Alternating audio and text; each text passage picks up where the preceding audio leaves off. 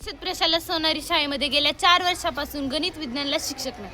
आम्ही कुठे शिकायचं, आमचे विषय कसे परिपक्व होणार, कसं आम्हाला शिक्षण पुढं आमचे स्वप्न पूर्ण होणार. आमची परिस्थिती एवढी जास्त चांगली नाही म्हणून आम्हाला दुसऱ्या शाळेत घालणं, बिकट परिस्थितीमधून घालणं होत नाही. प्रगत शैक्षणिक महाराष्ट्र म्हणतात, पण हा प्रगत शैक्षणिक महाराष्ट्र कसा होईल जेव्हा आम्हाला शिक्षक नसतील, तेव्हा आम्ही प्रगत कसं होऊ.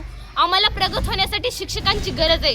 आम्हाला न्याय का दिला जात नाही. गेल्या 4 वर्षापासून आम्ही निवेदनपत्र, मागणीपत्र करतो शिक्षकांना, तरी पण आम्हाला शिक्षक दिले जात नाही. हा आमच्यावरच अन्याय का होतो आणि का केला जातो, याचं उत्तर आम्हाला हवं आहे. आम्ही आज शाळा बंद करत आहोत आणि उद्या जर आम्हाला शिक्षक नाही मिळाले तर आम्ही 31 जुलै रोजी जिल्हा परिषदेतच येऊन म्हणणार, आम्हाला काय शिकवायचं आहे ते तिथंच शिकवा.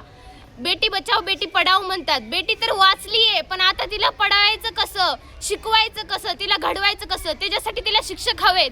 आम्हाला एकच शिक्षक आहेत माध्यमिकला आणि तेही मुख्याध्यापक आहेत. आम्ही त्यांच्यासाठी, ते आम्हाला येऊन शिकून जातात. त्यांचं काम आहे, ते त्यांचा विषय शिकून जातात. बाकीच्या विषयांचं आम्ही काय करायचं, हा प्रश्न आहे.